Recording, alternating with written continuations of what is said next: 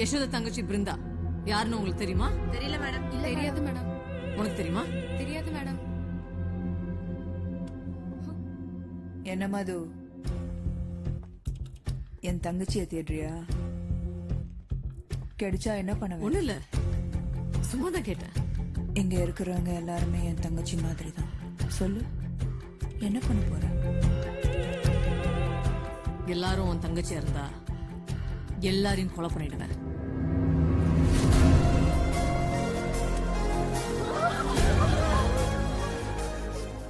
அத்தனை பேர் எதுக்கு?